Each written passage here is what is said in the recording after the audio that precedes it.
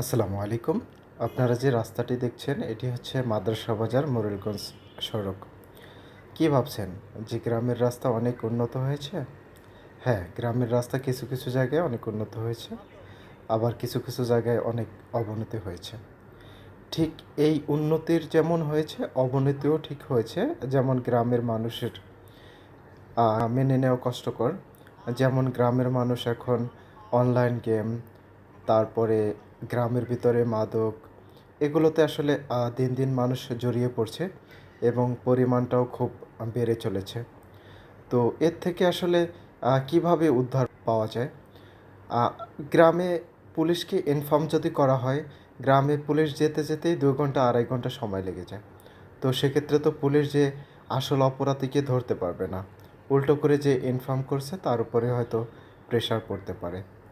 তো এই জিনিসটা নিয়ে আসলে আমাকে অনেক ভাবায় যে কিভাবে সম্ভব তাদেরকে আসলে মাদকমুক্ত করা, এই অনলাইন জুয়া এই থেকে বের করা। আপনাদের কাছে কোনো পরামর্শ থাকলে, সুনির্দিষ্ট কোনো পরামর্শ থাকলে আসলে বলতে পারেন। আমাদের গ্রামে এরকমও দেখা গেছে যে পরিবারের যে কর্তা, যে আসলে পরিবারের দায়িত্বে থাকে, সেও এই মাদক এবং জুয়ার সাথে জড়িয়ে গেছে। আবার তার সন্তানেরাও আস্তে আস্তে ওই দিকে ধাবিত হচ্ছে। তো এই বিষয়টা আসলে অনেক উদ্বেগের। এই রাস্তার মতো আসলে রাস্তাটা যত উন্নত হয়েছে, তাদের মন মানসিকতা, তাদের সিস্টেম ততটাই আমার মনে হয় অবনতি হয়েছে।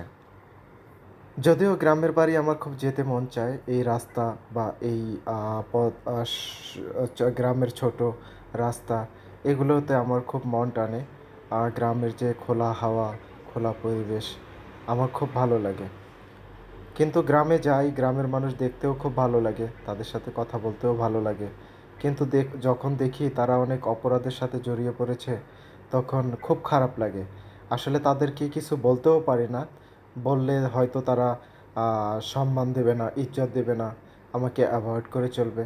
তো আসলে আমি এটাই চিন্তা করি যে ২ দিনের জন্য বাড়িতে গেছি, তো আসলে বাড়ির মানুষ এটা নিয়ে আমার সাথে মনোমালিন্য করুক। আসলে গ্রামের মানুষ এটা কখনোই চাইবে না যে তাদেরকে যে কেউ জ্ঞান দিক। কারণ গ্রামের মানুষরা এখন খুব ভালো জানে, ভালো বোঝে। তারা মোটামুটি ভালো জ্ঞানী। তো ধন্যবাদ এতক্ষণ সাথে থাকার জন্য।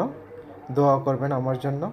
আর আমার পেজটি ভালো লাগলে অবশ্যই ফলো দিয়ে সাথে থাকবেন। ধন্যবাদ।